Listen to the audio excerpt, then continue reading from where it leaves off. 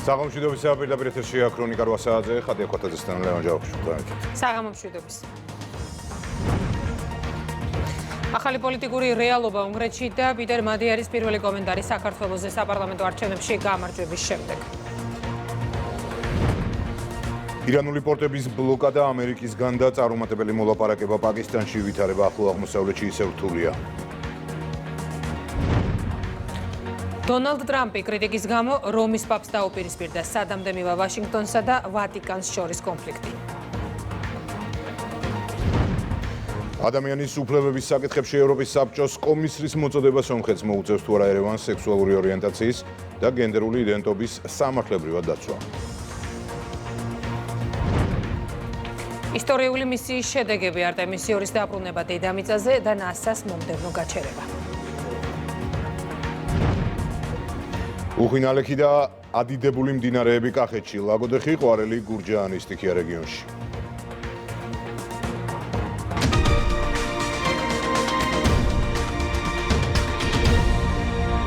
უნგრეთის არჩევნებში გამარჯვებულის პირველი კომენტარი საქართველოს შესახებ პიტერ მადიარი აცხადებს, რომ მოხარული იქნება თბილისში სტუმრობითაც.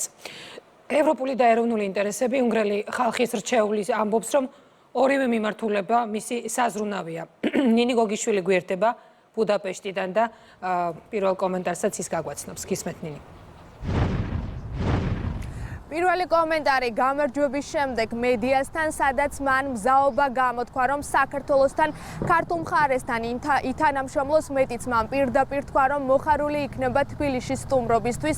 ეს მისი გზავნილი არის საკმაოდ მნიშვნელოვანი, განსაკუთრებით იმ ფონზე, რომ ბოლო წლების განმავლობაში საქართველოსა და უნგრეთს შორის არსებობს მყარი პარტნიორული მეგობრული ურთიერთობა და მნიშვნელოვანია, რომ ხელისუფლების ცვლილების შემდეგ ეს ურთიერთობა უფრო მეტად გამტკიცდეს.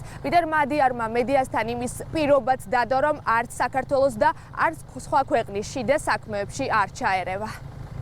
ცხადია, კარგ ურთიერთობას განვაგრძობთ საქართველოსთან. ის ფაქტი, რომ ვიქტორ ორბანის მთავრობას ბალკანეთის ქვეყნებთან ან სხვა სახელმწიფოებთან ძლიერი ურთიერთობა ჰქონდა, არ ნიშნავს, რომ ჩვენ ნაკლები ურთიერთობა გვექნება ამ ქვეყნებთან. თუმცა, თუ უნგრეთს ცუდი ურთიერთობა ჰქონდა ვინმესთან, ჩვენ ვეცდებით ეს გავაუმჯობესოთ. მე მოხარული ვიქნები, რომ გესტუმროთ თბილისში ან სხვაგან.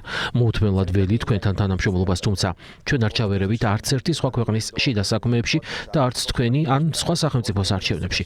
ეს არ არის ჩვენი სტილი და ეს არ არის არც ერთი ევროპული მთავრობის საქმე. ყველა მთავრობა არჩეულია იმისთვის, რომ საკუთარი ქვეყნის ამომრჩეველი წარმოადგინოს. ასე საქართველოსთან ურთიერთობისთვის მზადყოფნა გამოთქმულია. ახლა გამარჯვებული პარტია ტისა და მისი ლიდერი ელოდება საბოლოო საარჩევნო შედეგებს, რის შემდეგაც უნგრეთის პრეზიდენტმა უნდა მოიწვიოს პარლამენტი და დამტკიცდეს მინისტრთა ახალი კაბინეტი. ამ წუთებშიც ითვლება ხმები, ბოლო მონაცემები სულ ცოტა ხნის წინ განახლდა. ბოლო მონაცემებით ტისას აქვს 126 მანდატი, რაც ნიშნავს საკონსტიტუციო უმრავლესობას. მეორე ადგილზე არის პარტია ფიდესი 56 მანდატი და ასევე კიდევ ერთმა ოპოზიციურმა პარტიამ გადალახა 5%-იანი ბარიერი და მას აქვს 6 მანდატი. ჯერ წლების განმავლობაში მართულ პოლიტიკურ ძალასთან დაახლოებული, შემდეგ ბოლო 2 წელი მათი მთავარი ოპონენტი, ახლა კი თავად მომავალი მმართველი. სწორედ ასეთი გზა გაიარა პიტერ მადიარიმ, რომელიც ახლა 2026 წლის საპარლამენტო არჩევნებში გამარჯვებული პარტიის ლიდერია. საშინაო და საგარეო პოლიტიკა, როგორი იქნება პიტერ მადიარისა და მისი გუნდის პოლიტიკური ნაბიჯები. ამაზე გამარჯვების შემდეგ პირველად მედიასთან პრესკონფერენციაზე ილაპარაკა და ქვეყნებთან აქტიური თანამშრომლობის მზაობაც გამოთქვა. მადლობას ვუხდი ყველა ქვეყანას მოლოცვისთვის. კრემლმა თავისი აზრი გამოთქვა და პეკინმაც თავისი აზრი გამოთქვა. მადლობას ვუხდი მათ უნგრელი ამომრჩევლის, უნგრელი ხალხის გადაწყვეტილების პატივისცემით მიღებისთვის და ისინი ღია არიან პრაგმატული თანამშრომლობისთვის, ისევე როგორც უნგრეთი, რადგან გეოგრაფია. ჩვენ არ ვუჭერთ მხარს ევროკავშირში უკრაინის დაჩქარებულ გაწევრებას. ერთი მხრივ ჩვენ ვსაუბრობთ ომში მყოფ ქვეყანაზე. აბსოლუტურად აბსურდულია, რომ ომში მყოფი ქვეყანა ევროკავშირში მიიღონ. ევროკავშირის პოლიტიკური ინტერესების დაცვა ახლა მადიარის ინტერესშიცაა. ისე როგორც ეროვნული ინტერესების დაცვის არგუმენტით რუსეთთან დიალოგსაც არ გამორიცხავს. ამას ის ჯერ კიდევ არჩევნებამდე ამბობდა. ხელისუფლებები იცვლება, გეოგრაფია კი არა. ასეთია მადიარის პოლიტიკური ხედვა. ჩვენ მოგვიწევს რუსეთის პრეზიდენტთან მოლაპარაკების მაგიდასთან დაჯდომა. არც რუსეთის და არც უნგრეთის გეოგრაფიული მდებარეობა არ შეიცვლება. ჩვენი ენერგეტიკული დამოკიდებულებაც გარკვეული დროის განმავლობაში შენარჩუნდება. გამრავალფეროვნება აუცილებელია, მაგრამ ეს ერთდღამეში არ მოხდება. საჭიროების შემთხვევაში რუსეთთან მოლაპარაკებას გავმართავთ, მაგრამ მეგობრები არ გავხდებით. 16 წლიანი მმართველობის შემდეგ პარტია ფიდეს ტისა ჩაანაცვლებს. ვიქტორ ორბანი ერთ-ერთი პირველი იყო, ვინც კონკურენტს გამარჯვება მიულოცა. მადიართან სატელეფონო საუბრის შემდეგ მოქმედმა პრემიერ-მინისტრმა არჩევნების შედეგები მხარდამჭერებს გააცნო, რასაც მტკივნეული რეალობა უწოდა და უკვე ოპოზიციიდან მათი ინტერესების დაცვის პირობაც დადო. თუ რას ნიშნავს ეს შედეგი სამშობლოსა და ერისბედისთვის, ან რა არის მისი უფრო ღრმა თუ უზენაესი აზრი, ეს ჩვენ არ ვიცით. ამას მხოლოდ დრო გვიჩვენებს, თუმცა მიუხედავად იმისა, თუ როგორ დასრულდა ეს ყველაფერი, ჩვენ კვლავაც ვემსახურებით ჩვენს ქვეყანას და უნგრელ ერს. მაგრამ არის ერთი რამ, რაც ყველამ უნდა იცოდეს, აქაც და მთელ ქვეყანაშიც, ჩვენ არასოდეს დავნებდებით. უნგრეთის პარლამენტი სულ 3 პარტიის მანდატებით დაკომპლექტდება. მთავარ კონკურენტებთან ერთად 5%-იანი ბარიერი კიდევ ერთმა პარტიამ გადალახა. ამ მრჩეველთა 78%, რაც უნგრეთის არჩევნების ისტორიაში ყველაზე მაღალი აქტივობაა, მთელი ქვეყნის მასშტაბით გახსნილ 10,047 უბანზე მივიდა. ამ პროცესს მთელი დღის განმავლობაში აკვირდებოდა ეუთო ოდირის 200 კაციანი სადამკვირვებლო მისია. შუალედური ანგარიშის შედეგებიც ცნობილია. ამ მრჩეველთა უდიდესმა აქტივობამ და ძალამ ყველაფერი შეცვალა. დღის ყველა ეტაპზე გახსნიდან ხმების დათვლამდე აშკარად ჩანდა პროცესში ჩართული ადამიანების ერთგულება, განსაკუთრებით კი საარჩევნო კომისიების წევრების, რომლებმაც დიდი შრომა გასწიეს დემოკრატიისთვის. ჩვენი დასკვნები და რეკომენდაციები ხელმისაწვდომია და ვიმედოვნებთ, რომ ახალი ხელისუფლება და ყველა შესაბამისი მხარე მათ კონსტრუქციულად გამოიყენებს. ეროვნული საარჩევნო კომისიის ხდომების საჯარო იყო და გადაწყვეტილებები დროულად ქვეყნდებოდა, რაც გამჭვირვალობას უძღვებდა ხელს. კამპანია იყო კონკურენტული, აქტიური და ძალიან ხილული, როგორც ონლაინ სივრცეში, ასევე ქვეყნის მასშტაბით. ამ მომრჩევლებს ჰქონდათ მრავალფეროვანი პოლიტიკური არჩევანი და კანდიდატებს შეეძლოთ თავისუფლად ეწარმოებინათ კამპანია, თუმცა თანაბარი პირობები არ არსებობდა. მმართველ პარტიას ჰქონდა სისტემური უპირატესობები. ეუთოს საბოლოო შემაჯამებელი ანგარიში კი ორ თვეში გამოქვეყნდება. სწორედ ეუთოს საპარლამენტო ასამბლეის ფარგლებში აკვირდებოდნენ საარჩევნო პროცესს ქართველი დეპუტატები ქალაქ ზეგეთში. ბუდაპეშტში კი პარლამენტის მიწვევით დამკვირვებლების სტატუსით საპარლამენტო დელეგაცია იმყოფებოდა. არჩევნებმა ზოგადად ჩაიარა საკმაოდ მშვიდ გარემოში. მოსახლეობას ჰქონდა შესაძლებლობა თავისი ნება გამოეხატა თავისუფლად, ზედმეტი ბარიერების შეზღუდვების გარეშე.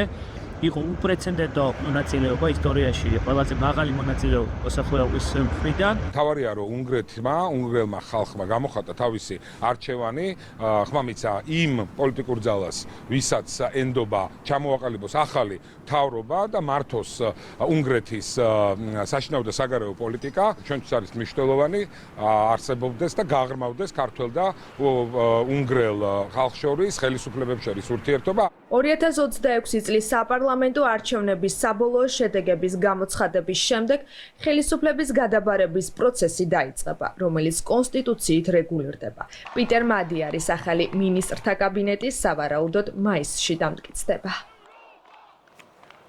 ახალი პოლიტიკური რეალობა უნგრეთში და საერთაშორისო რეზონანსი საპარლამენტო არჩევნებში გამარჯვებულს ულოცავს საქართველოს პრემიერ-მინისტრი. ვიქტორ ორბანის დამარცხება საკუთარ წარმატებად იზეიმეს ევროპელმა ლიდერებმა. რუსეთის საგარეო საქმეთა მინისტრმა კი თქვა, რომ სამომავლო ურთიერთობა იმაზეა დამოკიდებული, როგორ ესმის სახელმთავრობას ეროვნული ინტერესები. ნინო არგლიანი გიამბობთ. საქართველოს მოქალაქეებისა და მთავრობის სახელით პიტერ მადიარს უნგრეთის საპარლამენტო არჩევნებში გამარჯვებას საქართველოს პრემიერ-მინისტრი ულოცავს. ირაკლი კობახიძე თბილისსა და ბუდაპეშტს შორის ისტორიული კავშირების, მეგობრობისა და პარტნიორობის გაგრძელებაზე წერს. მისალოც გზავნილში მთავრობის მეთაური მადლობას უხდის ყოფილ პრემიერ-მინისტრს ვიქტორ ორბანს საქართველოს ეროვნული ინტერესების მტკიცე მხარდაჭერისთვის. ქართველი ხალხისა და საქართველოს მთავრობის სახელით ვულოცავ პეტერ მადიარს და მის პარტიას უნგრეთის საპარლამენტო არჩევნებში გამარჯვებას. მადლობას ვუხდი ვიქტორ ორბანს და მის გუნდს წლების მანძილზე საქართველოს ეროვნული ინტერესებისა და ქართველი ხალხის გამორჩეული მტკიცე მხარდაჭერისთვის. საქართველოს და უნგრეთს აკავშირებს მეგობრობისა და პარტნიორობის ხანგრძლივი ისტორია, რომელიც აუცილებლად გაგრძელდება. პარტია ტისას და მის ლიდერს პიტერ მადიარს გამარჯვებას ულოცავს და მასთან თანამშრომლობისთვის ემზადება სლოვაკეთის პრემიერ-მინისტრი. რობერტ ფიცო სოციალურ ქსელში წერს, რომ ორ ქვეყანას შორის ინტენსიური თანამშრომლობა ახალი ხელისუფლების პირობებშიც გაგრძელდება.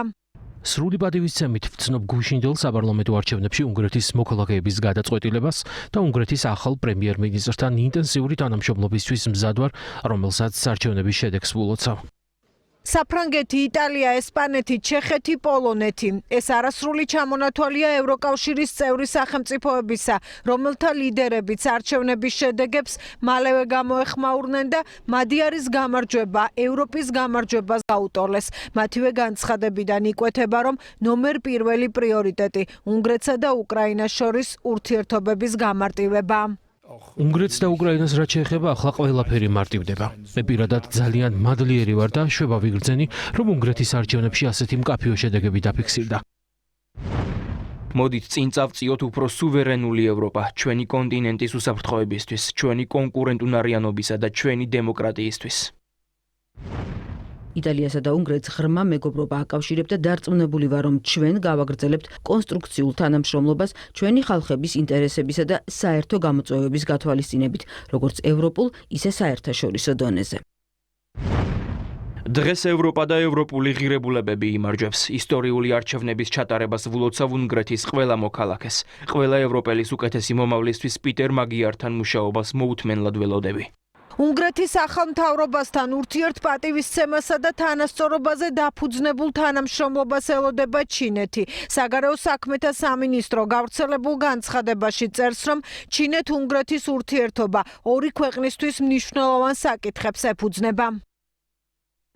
ბატონი მადიარის პარტიამ ტისამ გაიმარჯვა უნგრეთის საპარლამენტო არჩევნებში და ჩინეთი მას ულოცავს. ჩინეთი დიდ მნიშვნელობას ანიჭებს ჩინეთ-უნგრეთის ურთიერთობების განვითარებას და მზად არის ითანამშრომლოს უნგრეთის ახალ მთავრობასთან ურთიერთპატივისცემის, თანასწორობისა და ორმხრივი სარგებლის საფუძველზე, რათა გაძლიერდეს მაღალი დონის კონტაქტები და პოლიტიკური ურთიერთნდობა, გაფართოვდეს პრაქტიკული თანამშრომლობა და ხალხთა შორისი კავშირები, რათა ორივე ქვეყნის ხალხმა მეტი სარგებელი მიიღოს. უნგრეთმა ევროპა აირჩია, ასე გამოეხმაურნენ არჩევნების შედეგებს ევროკომისიისა და ევროკავშირის საბჭოს პრეზიდენტები. რეკორდული აქტივობა უნგრელი ხალხის დემოკრატიულ სულისკვეთებას აჩვენებს. მათ თავიანთი აზრი გამოხატეს და მათი ნება ნათელია. უნგრეთმა ევროპა აირჩია, ევროპა ყოველთვის უნგრეთს ირჩევდა. ქვეყანა თავის ევროპულ გზას იბრუნებს, კავშირი უფრო ძლიერდება. ურსულა ფონ დერ ლაიენის ეს განცხადება Deep State-ის სამადლობე ლოცვაში ადარა ამერიკის სახელმწიფო დეპარტამენტის ყოფილმა მაღალჩინოსანმა. არჩევნების შედეგები კრიტიკულად შეაფასა ცნობილმა აქტივისტმა რობ შნაიდერმა, რომელიც ამბობს, რომ უნგრეთმა ევროკავშირის ტირანებისთვის მუხლის მოდრეკა აირჩია. ამერიკელი მილიარდერი ილონ მასკი კი წერს, რომ სოროსის ორგანიზაციამ უნგრეთი ხელში ჩაიგდო. ასე მასკი წარმოშობით უნგრელ ჯორჯ სოროსის ვაჟს გამოეხმაურა, რომელმაც მანამდე აღნიშნა, რომ უნგრელმა ხალხმა საკუთარი ქვეყანა დაიბრუნა. სოროსის ორგანიზაციამ უნგრეთი ხელში ჩაიგდო. უნგრეთის მოქალაქეებმა საპარლამენტო არჩევნებზე პოლიტიკური ხელმძღვანელობა გუშინ შეცვალეს. ადამიანის უფლებების საკითხებში ევროპის საბჭოს კომისარი სომხეთ ცხოვლის მომცველი ანტიდისკრიმინაციული ჩარჩოს მიღებისაკენ მოუწოდებს. მაიკლ ფლაერტი განმარტავს, რომ ანტიდისკრიმინაციული ჩარჩო უნდა მოიცავდეს LGBT უფლებების დაცვის სამართლებრივ სიცხადეს და რეაგირებას სიძულვილის ენის წინააღმდეგ. კომისარი სომხეთს აძლევს რეკომენდაციას, რომ სექსუალური ორიენტაცია, გენდერული იდენტობა და სქესობრივი მახასიათებლებიც კანონით იყოს დაცული. მეგინ არსავიძის რეპორტაჟი. მნიშვნელოვანი საკითხი იქნებოდა პრაქტიკაში სამართლებრივი სიცხადის უზრუნველყოფა LGBTQI+ ადამიანების უფლებების დაცვასთან დაკავშირებით. ასეთი რეკომენდაციები და მოწოდებები ქართველი ხალხისთვის უკვე დიდი ხანია კარგადაა ცნობილი. ავტორი უცვლელია ევროკავშირი, ადრესატი კი ამ შემთხვევაში სომხეთია. ახლა ცდილობენ სწორედ ჩვენი მეზობელი ქვეყნის დარწმუნებას იმაში, რომ გზა ევროპული მომავლისკენ, მათ შორის LGBTQI+ საკითხების წინ წამოწევაზე გადის. სომხეთის პრემიერს ანტიდისკრიმინაციულ კანონმდებლობასთან დაკავშირებით ადამიანის უფლებების საკითხებში ევროპის საბჭოს კომისარმა მისწერა.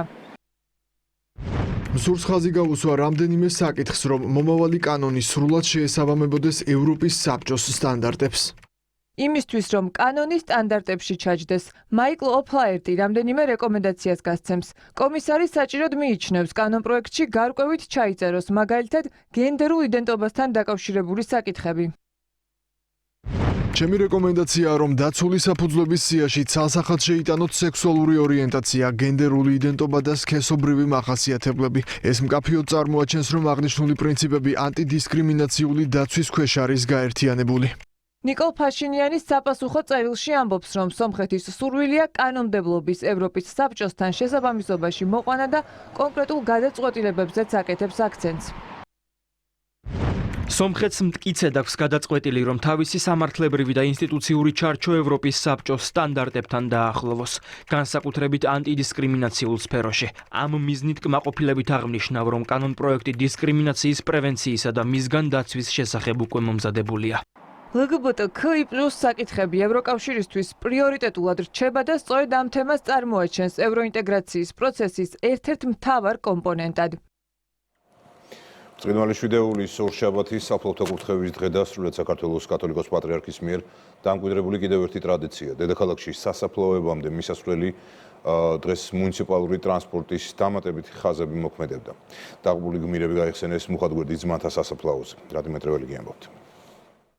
ბრწყინვალე შვიდეულის ორშაბათი აღდგომის მეორე დღე მართლმადიდებელი ეკლესიას საფლავთა კურთხევის დღეს აღნიშნავს. ამ დღეს საფლავებზე ბევრი ხალხია. მართლმადიდებლები მიცვალებულებს ქრისტეს აღდგომას ულოცავენ და ახარებენ. ამიტომ ეს ის გამონაკლისი დღეა, როცა ჭირისუფლის საფლავზე მისვლას სევდა და წუხილი არ უნდა ახლდეს. უკვე ათწლეულები აღდგომის მეორე დღეს საფლავზე გასვლის ტრადიციამ საყოველთაო ხასიათი მიიღო. ამ ტრადიციის ბრწყინვალე ორშაბათს დამკვიდრება კი ილია მეორის სახელს უკავშირდება. ზოგადად მიცვალებულთა ახსენება არის სამშაბათს, თომას სამშაბათს, ანუ ერთი კვირის შემდეგ. თუმცა რა კი არსებობდა ძალიან ბევრი წლის განმავლობაში ეს ტრადიცია ჩვენმა პატრიარქმა დატოვა ეს ორშაბათი, ანუ მეორე დღე აღდგომის. ამ დროს ძალიან კარგი წესი არის, როდესაც მიდიან პირველ რიგში მიცვალებულებს ულოცავენ და ულოცავთ ჩვენ ამ დღეს ამავდროულად ყველა სასაფლაოზე, სადაც არის მოქმედი ეკლესია და არა მარტო მოქმედი ეკლესიებიდან შეიძლება მოძღვარსაც ვთხოვოთ და წაკვება, იკურთხება საფლავები. ყოველთვის მიხარია, როცა ბევრ ხალხს ვხედავ. სანამ ჩვენ მიცვალებულების პატივისცემა გვექნება, მანამდე ალბათ არ გვემუქრება ჩვენს იდენტობას, არაფერი არ ემუქრება. ისეთი იყოს ჩვენი საქართველო, რომ ყველას გვიხაროდეს. აშენდეს, გააკეთდეს. მადლობა ყველას, რომ ხელს გვიწყობენ, არის უფასო ავტობუსები. მუხათგვერდის ძმათა სასაფლაო 2008 წლის აგვისტოს ომში დაღუპულ მებრძოლთა განსასვენებელი. ამ დღეს მათი ღვაწლის გახსენება ტრადიციად იქცა. ასე მოხდა დღესაც სამხედროების ხსოვნას პატივი მიაგო თავდაცვის მინისტრმა. მძიმე დღეები გაიხსენეს დაღუპულ მებრძოლთა ოჯახის წევრებმა.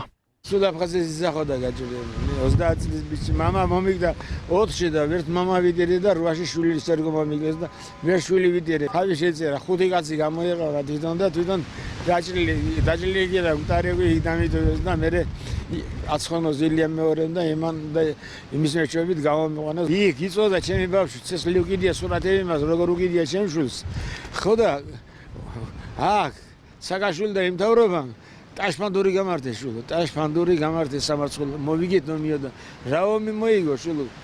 რა ტერიტორიის საგვართეს ეს ახალგაზრდები ჩაგვიწინეს მიწაში დიდი მადლობელი ვარ თარობის. ასე შვიდობით რომ შეინარჩუნა.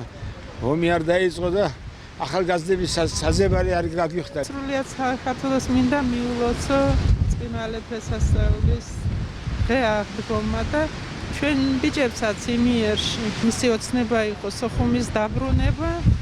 ის ამოძრავებდა ჩემ შვილს და ყველას რა თქმა უნდა დატრიალდა უბედურება დავკარგე შვილი. მინდა უსურვო ჩემ საქართველოს რომ ჩვენი ბიჭების და ჩემი შვილის ოცნება ახდეს და გამთლიანდეს ჩვენი ქვეყანა.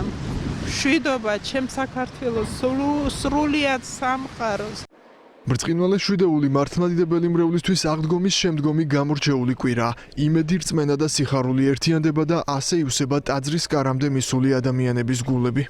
თითოეული ეს დღე უნდა ვეცადოთ, რომ ღმერთთან ახლოს და სიკეთეში გამოვიყენოთ. უნდა გვახსოვდეს, რომ ამ დღეებში გლოვა, ტირილი არ შეიძლება მიცვალებულის. ეს არის აღდგომის სიხარული, რომელიც უნდა გვახსოვდეს, რომ ჩვენ თითოეული ადამიანი, თითოეული ქრისტიანს, ჩვენი სარწმუნოება გვეუბნება, რომ თითოეული ადამიანი ისევ აღდგება და ეს სიხარული, ეს ნუგეში ყველა ადამიანს უნდა გქონდეს. დიდი დატვირთვა აქვს ამ კვირას ყველა ქრისტიანისათვის და მე ყველას მოულოცავ დღევანდელ დღეს, მოუწოდებ ყველა ადამიანს უყვარდეთ ერთმანეთი. აღდგომის სიხარულით სავსეა გული ამ კვირაში 59 წლის მანძილზე პირველ აღდგომას შეხვდა საქართველოს მართლმადიდებელი სამოციქულო ეკლესია, მისი მრევლი, მისი უწმინდესობის გარეშე, მაგრამ თითოეულ ჩვენგანს და მთელ ჩვენს ქვეყანას ახლა უდიდესი მუგეში აქვს იმის სახით, რომ ძალიან დიდი მფარველი შევიძინეთ. იმისთვის რომ მოქალაქეებს სასაფლაომდე მისვლა გამარტივებოდათ, დედაქალაქის მერიამ ტრადიციულად დამატებითი ტრანსპორტი გამოყო. სასაფლაოების მიმართულებით მოქალაქეები საზოგადოებრივი ტრანსპორტით 2 დღის განმავლობაში უფასოდ გადაადგილდებოდნენ. უხვინალექი და ატიდებული მდინარეები კახეთში, სტიქიამ არაერთი სოფელი და აზარალა შედეგებს 6 მუნიციპალიტეტში ითვლიან. დაზიანებულია ინფრასტრუქტურა, სასოფლო-სამეურნეო სავარგულები და გაიტბორა საცხოვრებელი სახლების ნაწილიც. კახა კუპატაძის და მარიამ მელაშვილის რეპორტაჟი.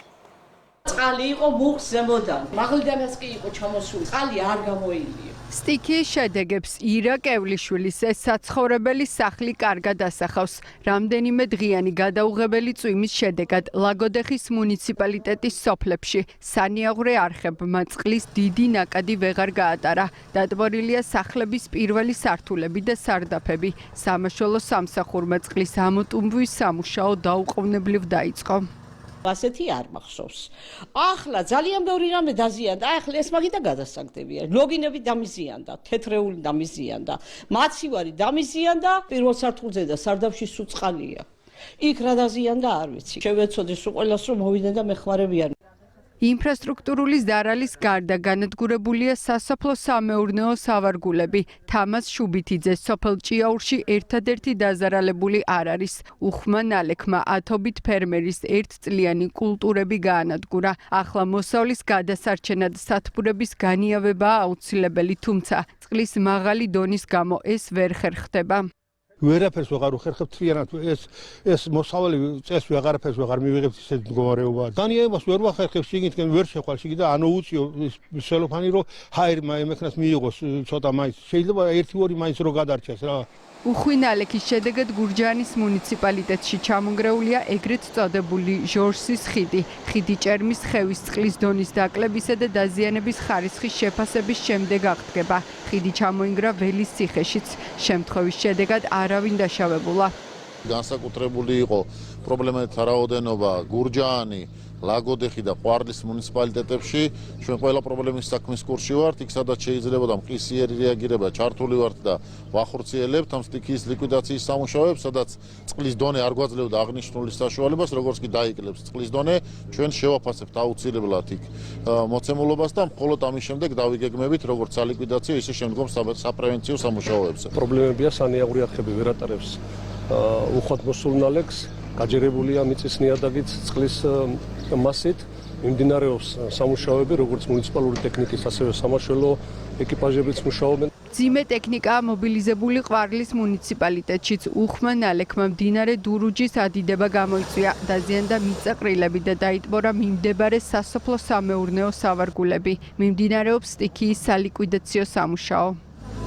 კახეთის 8 მუნიციპალიტეტიდან სტიქიამ 6-ში პრობლემები შექმნა. სტიქიის სალიკვიდაციო სამუშაო დაწყებულია.